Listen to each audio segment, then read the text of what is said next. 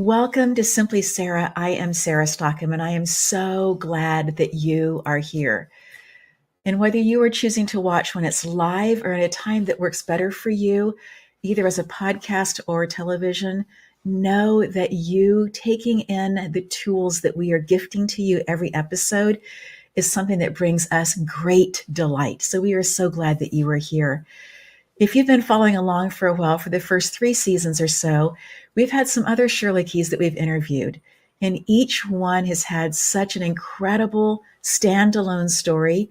And I'm so pleased to share today that Sara Schroerlucke is going to be joining us. The way that we met was actually through a choir. She was singing. Our daughter was singing also in the same choir, and that was how we first met. And so excited about the journey that you have been on, Sara. Welcome. It's so good. And you are the first other Sara that I've had on the show. So Sara, welcome. Honored. Thanks for having me, Sara. Absolutely. When we were talking earlier, we were both kind of saying how funny it was to be saying our name to another person. I would love to hear your story, the background story of how you got to where you are today, because you are multi-talented and pushing into new areas. And it just gives me just this beautiful elation to have this conversation with you. Well, thank you. Thank you for giving me the platform to do so. I mean, where to begin? Um, you know, I mean, what comes up inside of me is to start at my mom, Leslie, whom you've already interviewed, and growing up with a musician as a mother and a pretty creative father, placed me right into the realm of art. I studied dance for, the entirety of my life. I'm nearly 29 in 1 week. So, yeah, I've been pursuing that, and went to school for that at University of California at Irvine. Um, Moved to Chicago thereafter, to pursue dance performance. While I was there, I had all of these crazy epiphanies about my career, the fields, feeling like I might be perpetuating toxicity in a lot of ways, including devaluing art in my own practice by succumbing to toxicity in the dance world. Kind of moved away from dance for a second, went straight into the realm of corporate. Yes. The corporate realm. Yes. So strange for an artist. I mean, truly, to be someone who feels so out of the box. Yes. And then to enter that world of, it's actually, I work in wholesale insurance brokerage. So I'm a broker on top of this art that I do. And then the pandemic hit, and we were all forced to stay home. So I was working this job and watching the artists around me that I consider to be my peers not know what to do with themselves. So true. Going on really long walks, feeling really angry about just not even like COVID. Like, I actually kind of enjoyed COVID. I understand. I actually enjoyed COVID. But just being able to like be really reflective and introspective, got me thinking about my relationship to the earth, my greater mythopoetic purpose is how I like to say it. Yes. What I'm doing here is another way to say that. And then the anger and the grief that I was feeling as an artist, who was watching other artists who in a way, who are my peers. I'm going to try to phrase this, but who are my peers who have been very successful in the field, just completely become victims Yeah. to what was happening in society. Yeah. This all, so that along with developing a really deep, profound relationship with the earth around me, led me to start a nonprofit, which is Yes. called Unearth Art Society. We use art as a vehicle to promote earth, essentially. Art practice is priority, practice over production, Yes. using seasons and the mirror that is earth to conjure and transform ourselves, our communities, and ultimately the world as we know it. Yes. All of this led me to leave Chicago and go on a pretty extreme, let's call it extreme, past 2 years of wandering, and not just physically.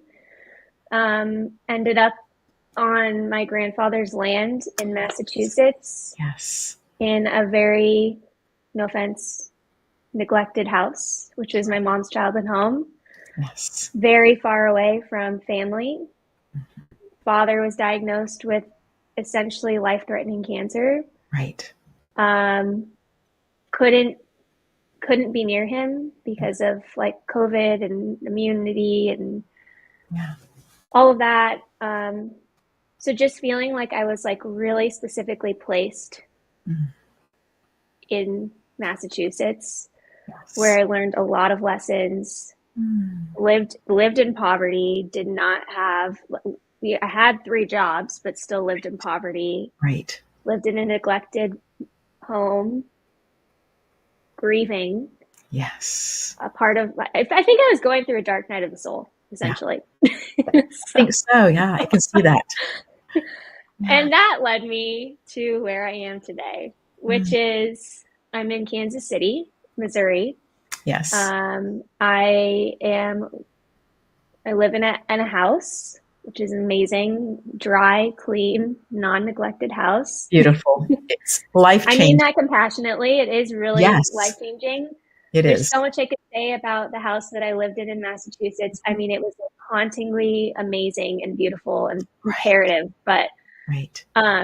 being here is just feels like I've just stepped into myself in a way. I've Yes. stepped out of, Yes. or it's not even like I've disregarded, but stepped into a very whole, a much wholer version of myself. So Yes. I'm here. I'm continuing on Earth. I'm trying to tap into community around me, Hmm. and I'm brokering high risk insurance. Yeah. So very interesting. I love that you came back to the corporate world with a different set of eyes, with a different Mm-hmm. experience, and a different group to be working with that has a different understanding of the arts as well. I think Oh that's such yeah. a beautiful part of the story of, as you said, this wandering that you have done, right? To find that you can be in corporate America, that you can do these things. Who you are doing it with is such an important part of how we're able to do things that people might say, how are you able to do that? And Mm-hmm. it's the support that we have that makes the difference in terms of that, Right. how we use our skills and show up. Sarah, I am Right. so interested. Um, I was in Chicago about a year and a half ago, and there was just a lot of concrete there. So I'm super interested in how you and Mother Earth connected so deeply for you to start a nonprofit in a place that I Mhm. think just has a lot of concrete. Well, if you go to what they're called villages outside of downtown Chicago, there is still concrete, but it's not New York. There's Right. a lot of greenery in Chicago. I lived in a little pocket in the northwest part of the city called Logan Square. Yes. Tons of parks. Beautiful. Um, and when COVID hit, you know, it was spring was beginning Mhm. essentially. So I was watching I mean, Chicago winters are quite literally the worst winters of all They time. are And intense. Yeah. they're really intense. And I don't think, I mean, when I moved to Massachusetts, people were like, "Are you going to be okay?" And I was like, "Yeah, I lived in Chicago. You guys are Yeah. not, this is nothing." So, The wind chill which that is a hot comes take. off of the lake Yeah. it changes everything. The Oh, temperature, yeah. the feel of the temperature, all of that, and then the amount of moisture that you get. Oh, Yes. yeah. Yeah. So I was coming off, we were coming off of winter, Mhm. moving into spring. And I just like, I don't know. I mean, I was like really anxious when COVID started because I was isolated. Again, I was living on my own. I had a boyfriend at the time, but I was like really scared to see him because I technically have asthma. So I was concerned about that and Sure. really concerned about my dad, um, generally my family and, you know, but Yes. Sure. not being near them and just Mhm. really turned to movement, which of course makes sense. Yes. That really kept me going and just expanded my understanding of movement, Mm. which took me to essentially walking my dog for miles every day. I Yes. think we walked like 5 miles a day and Good. spending a lot of time looking up Mhm. was what really connected me to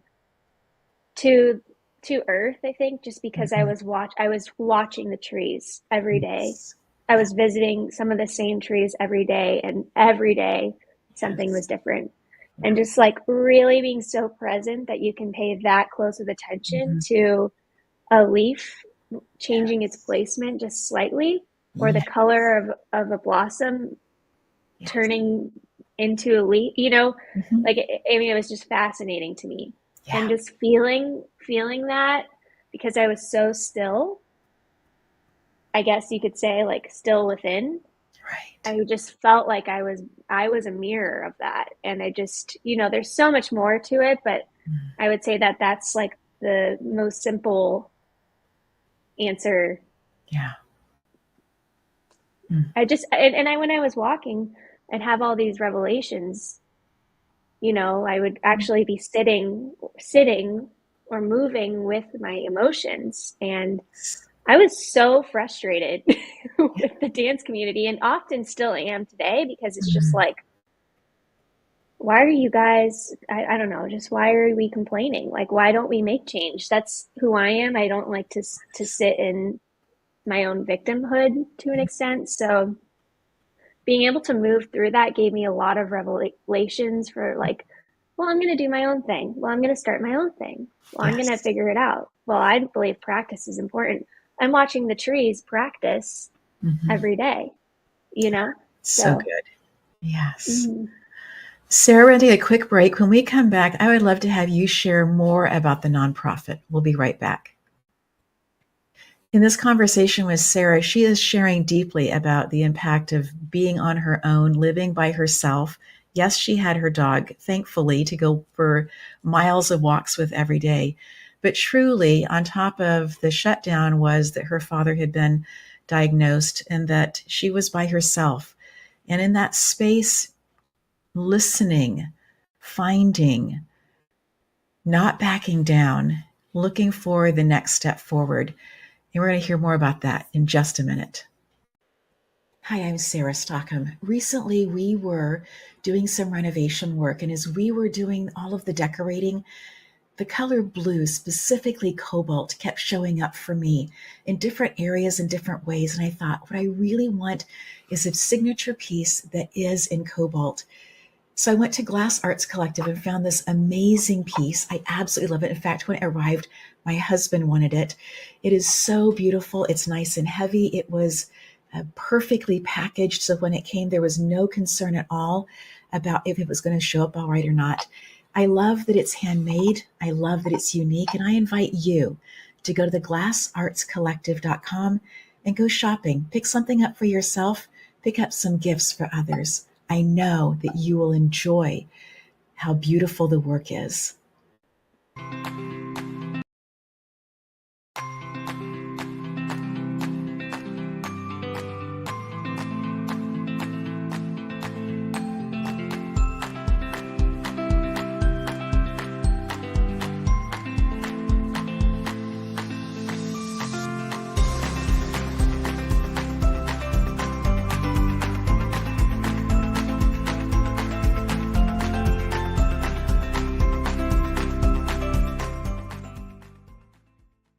I am so grateful to the Glass Arts Collective and also to Field Trip for supporting the work that we are doing here at Simply Sara. I'm going to bring Sara Schroerlucke back in as we're continuing this conversation about the different things that you learned. So you start this nonprofit. Tell us more about your dream, your desires with the nonprofit. Well, I mean, I think the reason I started it was to give artists a way of using their art for a greater purpose besides just being on Broadway, which is not a bad thing. Art Right. for art's sake is a beautiful thing and it has its place. And I think it's really important to name that. And also recognize that there are a lot of needs in our world and in our communities. And if I know one thing about art, it's that it can really empower people. It can cultivate um, creative capacity, and something that I really believe in within the nonprofit is that when we are connected to our authentic creative capacity, we can actually move mountains. Yes. So, how do we help others do that?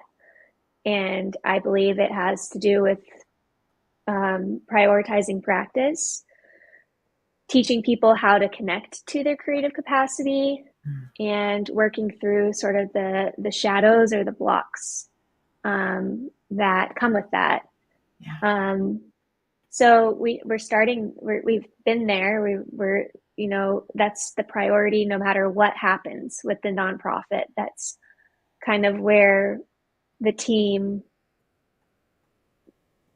that's where our focus is. But I have a greater vision for the nonprofit, which is, I'd love to have a an old abandoned church turned into like a black box, surrounded by land where people can come and create Yes. and also cultivate the land, and kind of use those two practices in tandem to inform Yes. self and to heal self and to bring community together. Mm. And I really believe it's possible. Like every time I talk about it, it feels like I'm getting a little bit closer, Yes. you know.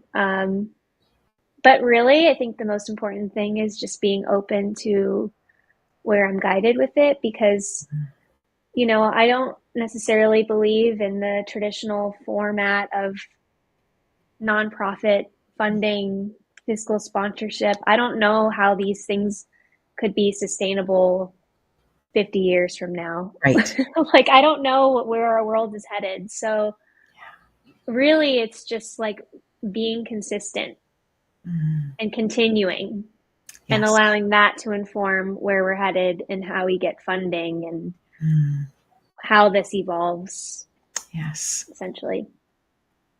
I love the Yeah. idea of listening to nature and allowing that to help inform how we show up.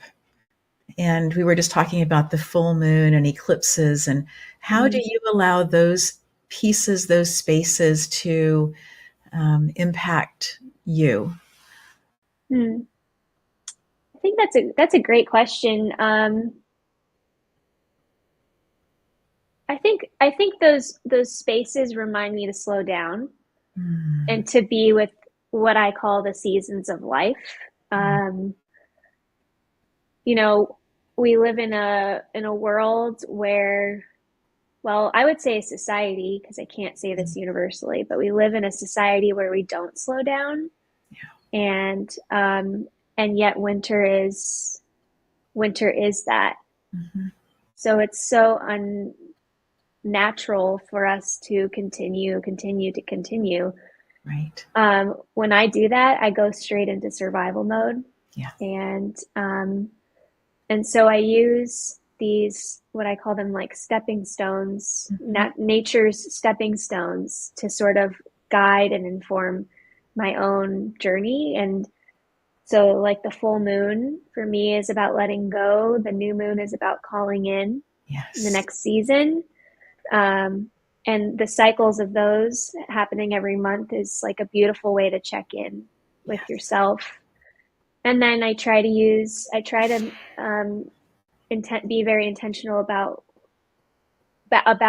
the season happening within me Mm, as a mirror of what's happening around me. So yes. winter is slowing down, spring is new beginnings, Hmm. and really just like taking the time to reflect on those, Hmm. those concepts, because each time they're so different. you Yes. know Leaves never change color the same way. Right. Right.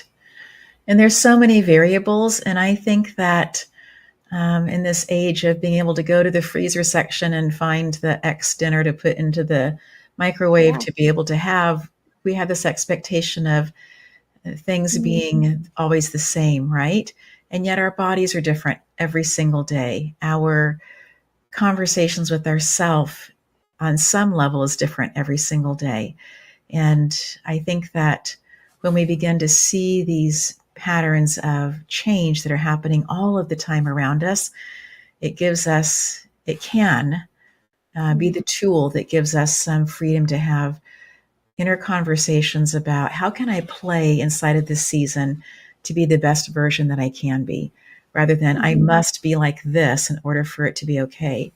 How can I show up optimally in this situation and allow things to happen that are outside of my control, and to be able to Right. have a perspective of watching that rather than needing to get in there and change it or fix it.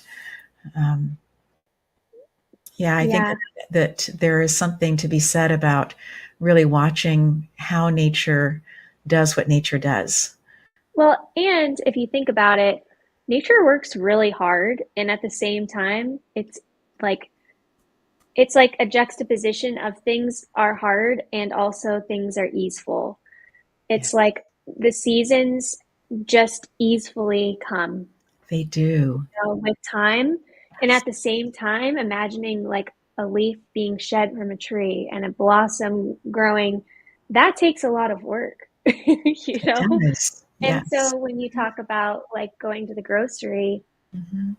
you know, something that I've been really thinking about, which maybe this is like a tangent we don't have to go down, um, is like when I don't know how to say this. This is the first time I'm verbalizing this, but I really enjoy working hard because it really keeps me in tune with nature in a way.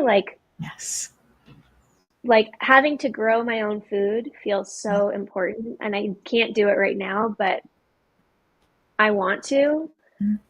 or like having a goat to Yes. milk, you Yes. know. I mean, we really take advantage, and we don't always realize like it's so easy things are so accessible, and that's not how nature is, Yeah. So how do we mirror that? That's a Mhm. part of my own spiritual practice, I think. Yeah. We've moved on to the homestead, and as we've been Mhm. here, it's been several years since there's been a robust garden on the property. And so, one of our things that we had determined that we wanted to do when we got here was to bring the gardens back. Mhm. And so, we have been doing that. And we've also been putting in green stock gardens as well, which are layers, 5 layers or seven, depending on the style that you get. That you just put Mhm. the water into the top, and there are this vortex that takes the water all the way down to the bottom. So you wait until there's water coming out the very bottom, and then you know that all the layers are being watered like they're supposed to Mhm. be. And you're putting in the soil that you want to have in there. Whether you are creating your own compost or you're purchasing, however you want to do that. But one of the things with doing this that I have been saying over and over again is it's a science project. I don't know how it's going to turn out, right? Mhm. Before the rain began, we had little tiny spinach and lettuces that were saying, "Hey, hey, here we are," and then we had some lettuce seed that hadn't come up last fall. Mhm. That as soon as it began to be warmer, all of a sudden we had things sprouting that we thought, "Huh, this is interesting." Didn't plant that there, and then realized that this was from earlier. So this place of again giving permission, right? Of uh, Yeah. I can't force these things to grow. I can absolutely add more water when needed. I can be looking at the type of soil that we are using or putting in the amendments that we are doing. As I'm collecting all the leaves around, I laughingly said to my sister, I think that these leaves are fabulous, but I don't know if people have been spraying their trees or not, right? And so, they're fabulous leaves in my world. And we kind of giggled and laughed about that. But this concept of allowing the land to teach us, allowing the seasons to teach us. One of the things that when we got here, we just had a bumper crop of apples this year. And I haven't typically been here during that harvest season for the apples. And so I just kind of made the assumption that every year was like this, and made some comment to my mom about, how many things we had frozen. We'll never get through this many of X in the freezer. And she kind of laughingly said, yes, but not every year is like this, that this is the first year that one of the trees that was at least 35 years old. It was the first time it had ever produced any fruit. It's been there for years, and just as an apple tree. And then this year, truly just absolutely remarkable. And again, living in that space of being taught, being willing to have what's around me, informing me and teaching me, Right. Has been super helpful. Something that comes up when you share about the apple tree is just how the conditions have to be so perfect, or not perfect, but impeccable. I've been using that word more. I like that. Impeccable for the tree to fruit. And thinking about that in my own life, the conditions have to be so impeccable for me to decide to do this, Yes. or to go to this point. Like for instance, I never thought I was going to go back into the insurance world. Right. And my boss is this former opera singer meets artist meets health guru, who is only in the insurance world because he wants to help others. Like he really wants to mentor people, and just like how crazy that I have all of the places I could have worked. This is the person, Yes. like the timing of that has to be so spot on, as an example. And that is like part of it.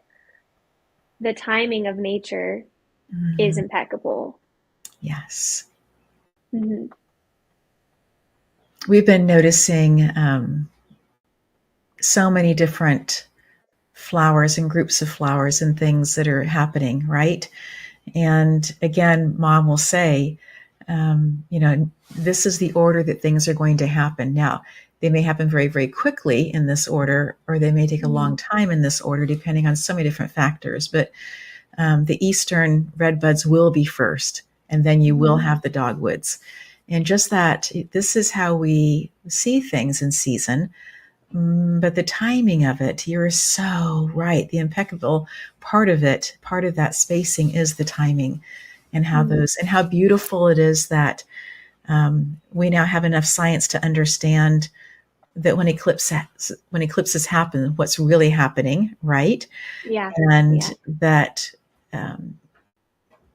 that the moon is going around the earth, and that in that space that the earth that we will have these full moons, that we'll have the partials, and we'll have new moons, and it's going to happen whether it's wintertime or summer. It's going to happen.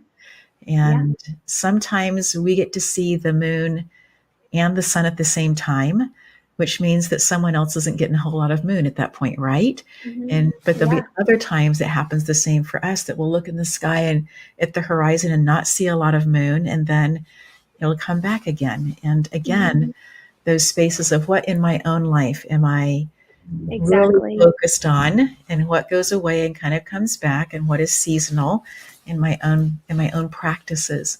So as a former dancer, do you find yourself still choosing to move to music, or are you finding yourself truly doing a lot more, walking and things that you were doing more of when you were in Chicago?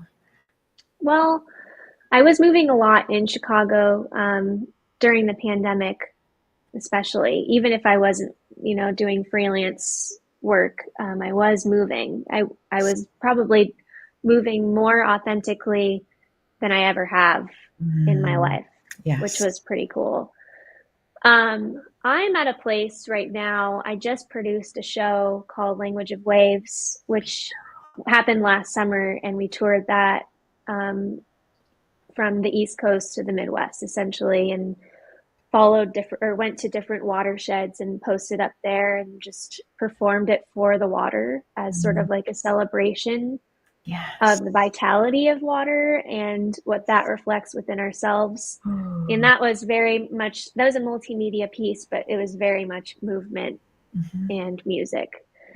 Mm. Since then, Charles Bukowski, who isn't the most exemplary human being, but he says you have to have moments of stillness, essentially. Yes. Like doing nothing is really important as an artist. Yes. And I've essentially done nothing Good. since then. I And celebrate that. yeah.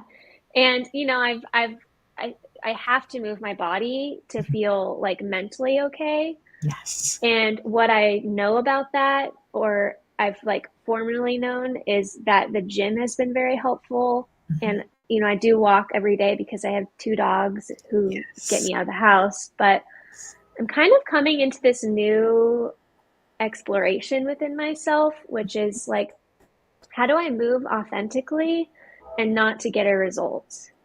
Ooh, So yeah.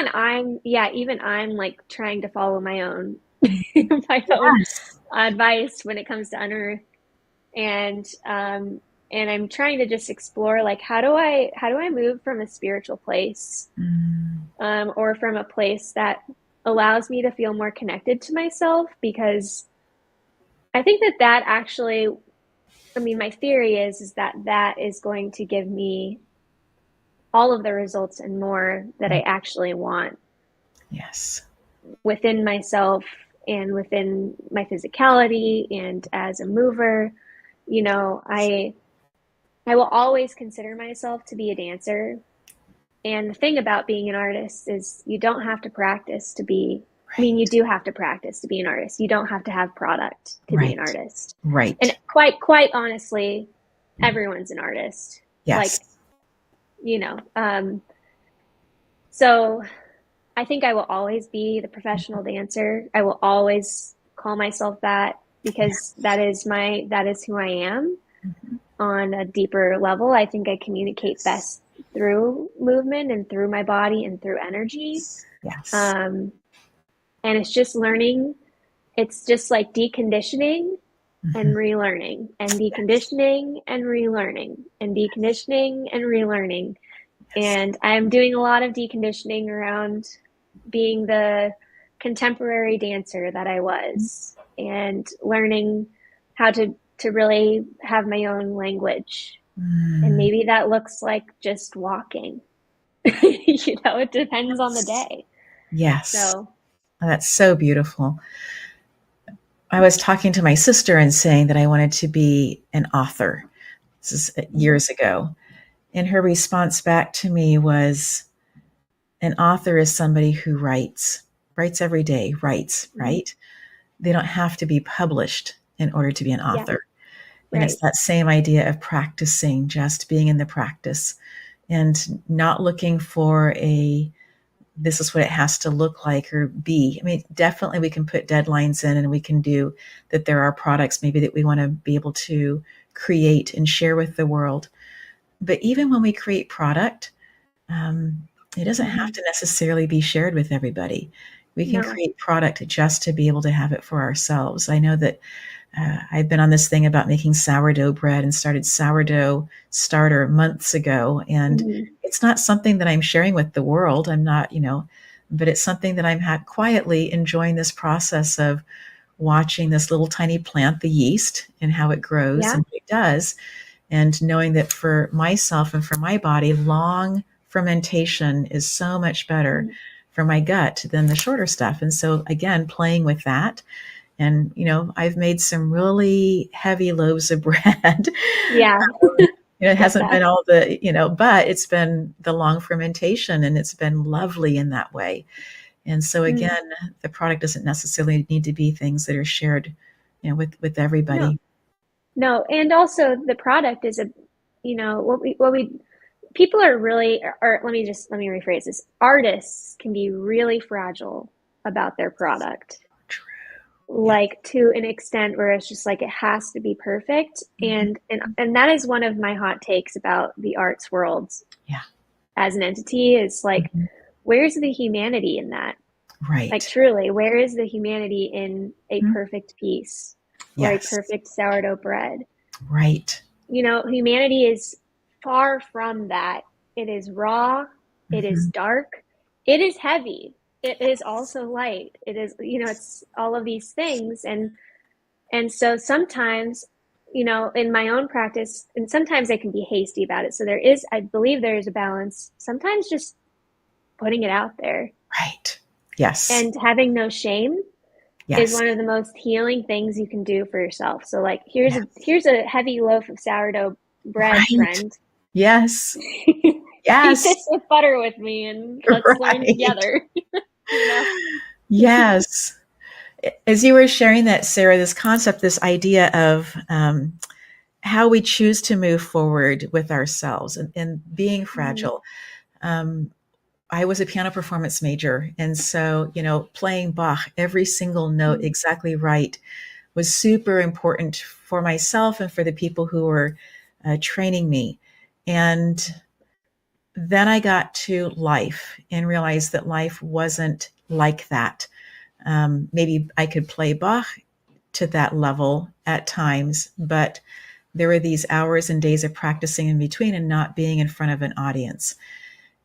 When I was invited to have my own television show, and we were kicking around different names and stuff, when we stumbled upon the name simply Sara, I just thought, oh, that's it. Because it can have all of the different versions, all of the different things, right? And so some conversations are very, very formal, and most conversations are very laid back. But the whole idea in the conversations is the consistency of gifting people tools, right? And Yeah. so having that, this is who we are as humans, and you may not need this tool this week, but maybe next week you're going to need it. Or Mm-hmm. maybe this is a tool that you've been using that you are really, really good at. Have you been sharing it with anybody else, or is it just your tool, right? And so having these inner conversations to go to be enlightened or to look at something with different light, and Yeah. then to go forth very empowered in who we are.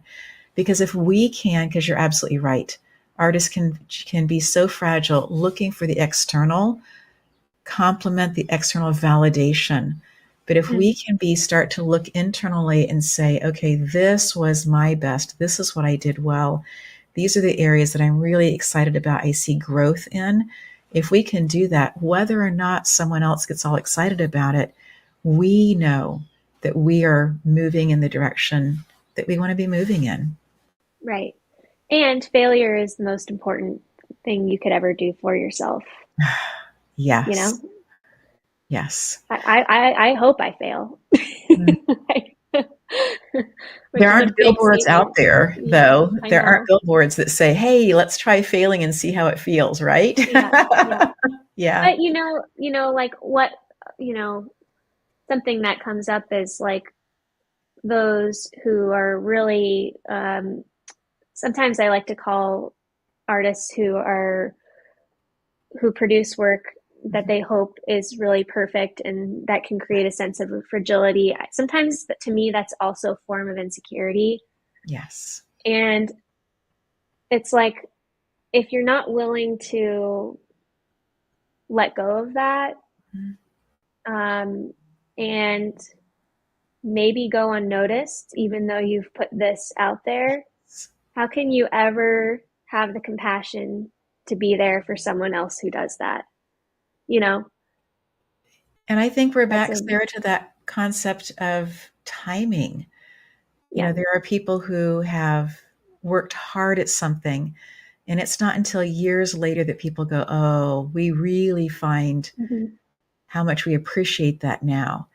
And I Right. just my desire with gratitude is for people to know that even if I not necessarily get the art, that I am grateful that they took the time to create it. And if they Mm-hmm. have the time to explain it or help me open up my heart or see it differently, how incredible would that be, right? Right. Um, I think it's called Greystone Museum. I think I got the name right. It is outside of Washington, D.C., and Morgan took us there. And we got to tour not just the outside gardens that were phenomenal with the outside, just amazing artworks that were outside, but got to go inside. And one of the pieces that I had never seen before, and it really, still to this day, I wish that I could have the conversation with the person who created it, because there were hundreds of pieces of candy, and there was somebody standing there who was encouraging each person to take a piece of candy. And Hmm. obviously, it was a living piece of art, right? Because it was changing every single time somebody took a Yeah. piece of candy, it was continuing to change. And I just thought, what a remarkable concept and idea of not just creating something and having it be there, that this is it, but Right. I'm creating. And I know that when you come by and you see it, you are taking a part of it to become a part of you as well. That is a really fascinating concept. Yes. And that's something that I think I try to do in my own work, which, Mm, even with Language of Waves, it's like, yes. how can we share this together? Mm, Instead of it being very one dimensional, like mhm. I'm sitting in the audience, you're performing on stage, I have no clue Yeah. what is Right. going on. Right.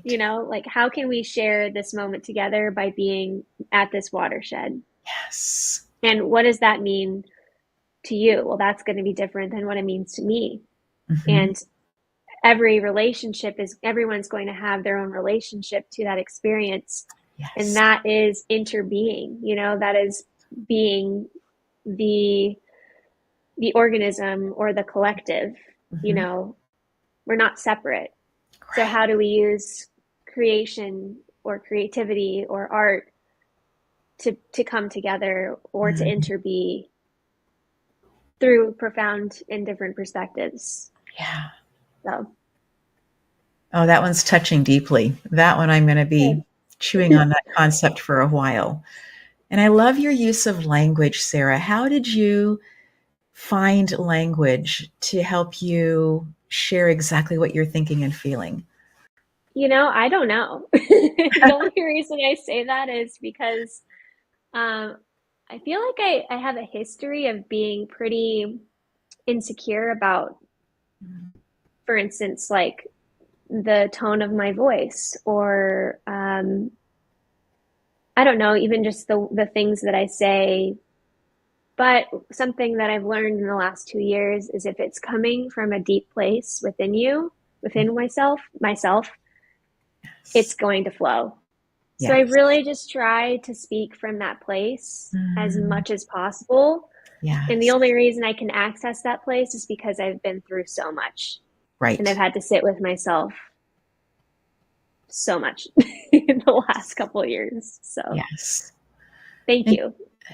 yes, and giving yourself that space um, to process, to be, to play, to wonder, to watch. Mm-hmm. All of those are tools that we can use to really inform our next steps, but also inform exactly where we are in that particular moment. And you're right, there are parts of life that are very, very difficult. I was talking with somebody recently, and she talked about how the growth is in the gray. Mm-hmm. It's not in the black and white areas. We know what to do there, or at least we have some idea of what to do there. But it's in these spaces of, which college do I really go to? What job should I really take? I thought this was going to be a great thing, and it's not turning out to be what I thought. How do I move forward with this? This used to be a great relationship at Mm-hmm. work, but things seem to have soured. How do I move forward with that? And Mm-hmm. I think when we start asking the why questions, those can be helpful questions to ask, but they can also be very triggering. But if we Oh, ask, yeah. instead of asking why, ask how can I? How can I be showing up for myself in this difficult situation? How can I gracefully move through what feels difficult and uncertain? When we start Mm-hmm. asking those types of questions of how can I or how can we, because we are all interconnected, aren't we? How can we begin as a community to to encourage other people to be looking at the earth and taking better care of this beautiful being that cares for us so deeply. Yeah. How can we do that? Yeah. Mm. Mm. That's a beautiful, I mean, that's a great perspective, you know. I mean, I think everyone has, I mean, everyone, I really firmly believe that we all have and I call this a mythopoetic purpose. I Mm. don't know if I know how to describe that. I just feel like Mm. you can't put a label on that, which is, I think I got it from a book. I'll have to remember the name of the book and report back. But Beautiful. I wrote it it's all down. about, yeah, it's all about like the dark night of the soul and Mhm. coming out of that sort Mhm. of canyon Mhm. with a purpose. And everyone has one, and it can't be named to an extent, Yeah. I believe. Yeah. And I'm not really sure where I'm going with this. I had a point, but I guess the whole thing is everyone's answer is going to be so different, Mm. and it's also the exact reason why everyone needs. This is my hot take. Everyone needs to be in touch with their creative capacity because Yes. that is it. You know. Yes. Yes. And I will say that in my life, I think that I've had at least 3 dark nights of the soul. One of them Yeah. was after college, and just a relationship ended and I didn't know how to move forward. Um, Mm-hmm. and then another one was after we had had multiple miscarriages, and people kept saying, "Why do you only have one child?" And that Mm-hmm. felt like that there was judgment behind it. And I was just so thrilled that we were able to have one child. And so, again, perspective, but definitely the flow of the hormones on the third miscarriage, that was a deep, deep dark night of the soul for me. And Mm-hmm. then, in 2008, when my dad had been diagnosed, and I was going through medical things that they couldn't figure out, and kept saying, "Take this prescription, you'll feel so Mm-hmm. much better." Yeah. And yeah, I wasn't feeling any better. And it wasn't until another teacher that the school I was teaching at said, "You need to come talk to my PA, because what you are going through, you don't need to be going through." And that made a huge difference. But coming out of that canyon, that Mm-hmm. took me another at least 18 months. And I wasn't prepared for that. I thought, I've done hard before. I Mm-hmm. have tools. I should be able to pop out of this situation. And my body was just not in a place of popping back. It was so, I guess the word is compromised. It was so low. It was all of those things to the Yeah. point. So that was 2008, right? And this is 2024. And I just this last week said to my husband, "Look at how thick my nails are," because they used just to Mm. peel off. And Yeah. it's taken this long, for some areas of my body to do that full recovery and even better. So take hope Thank you. for those who are listening. Yeah. Yeah. No, thank you for sharing that. That is an imperative, like, conversation to have, which is just the body keeps score. The body really keeps score.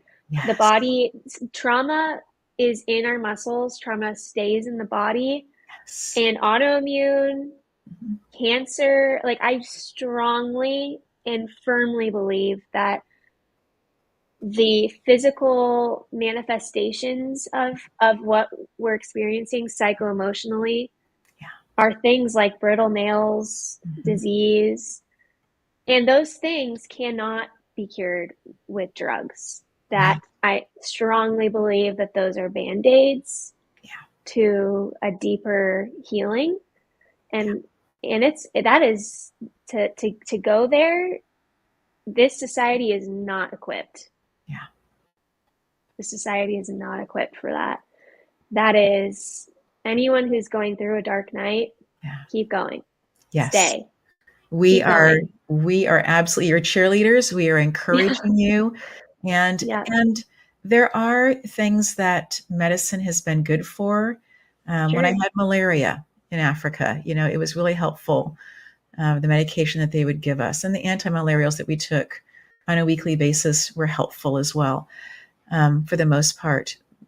But I really have noticed that we have become much more dependent on um, going to the freezer section, and if I buy this particular brand of ice cream or this kind, I'll feel better. Well, I might for a few minutes, right? And I'm not Mhm. saying don't buy ice cream. Um, you know, that's not at all what I'm saying. If you know me well, you know that real ice Me cream too. is a beautiful thing. So, um, but to look at what I am relying on, to look at what I'm pressing into, to be open to have conversations, to Mhm. let other people who have different experiences talk into my life. I know that at one point, Beth Meisner said, you know, you need to go talk with Myra Song, who owns in the village, Ecoterra, Mhm. in the village of Claremont. And I went and sat with her, and the knowledge that this beautiful being has about all the different things that I had gone through, the surgeries that I had gone through, and her being able to look at those things and say, Sara, this is really going to help you move forward in Mhm. a different way. And she's a compounding pharmacist, and how incredible that has been in my life to have somebody who could see things. And she'd been a regular pharmacist for 20 years. And because Yeah. of her growing up overseas, she could see that some things could be done differently. And so after 20 years, she changed, course and did all the things, and really is a powerful influencer for other. And so other is out there. Yeah. No, and you know, I just think it's worth being vulnerable for a second and just saying like I struggle with autoimmune diseases. Like I have I have severe eczema, which is Mm. an autoimmune disease. I have asthma, um, and just general like inflammation. And I just recently saw a naturopath, um, who my boss connected me with, which is just like a Beautiful. beautiful Yes. thing. Yes. And she was able to look inside of me to an extent and just see all of these compounded Mm-hmm. viruses and mold from the old house that I was living in and Right. things that are like really contributing to Mm-hmm. my disease and it was just like so fascinating because I was expecting her to say, you know, reject the steroids, which is my goal Right. to an extent. Like I don't want to rely on those. To an Right. extent I have to because Mm-hmm. life is hard when you don't. You know. And But yes. she was like, in order for us to get you to that place, Mm-hmm. we're gonna have to start cleaning you out. And Yes. how are we gonna do that? We're gonna do all of these natural herbal remedies, Yeah. and you're gonna have to use your steroid cream. Keep it Right. close, you know, Yes. and you're gonna have to have your inhaler close, and Yeah. you'll have to take this. So it's just interesting to see how modern medicine or Western medicine can actually be beneficial Yes. when you're also working on some of the greater physical or psycho-emotional Yeah. parts of your healing, you know. So good. Sarah, as we're coming to a close, are there things that you'd like to reiterate to make sure that our listeners really got or hold? Um, I guess the one thing that comes up is just softening to your experience, you know, um, using the things that feel uncomfortable as opportunities to open up or to go within Yes. and staying. Mhm. It's something that I always tell myself when I'm going through something pretty intensive or I'm going through a period of winter is the Yes. staying is making me. And now we're moving into spring, Yes. which is the next season. So Yes. Oh, that's so beautiful. Thank you for taking time out of your schedule for making this work, Sarah. I am so excited about your journey. And at any point that you want to come back and update us, we would love to have that. I would love to come back. Thank you so much for Beautiful. having me. Absolutely.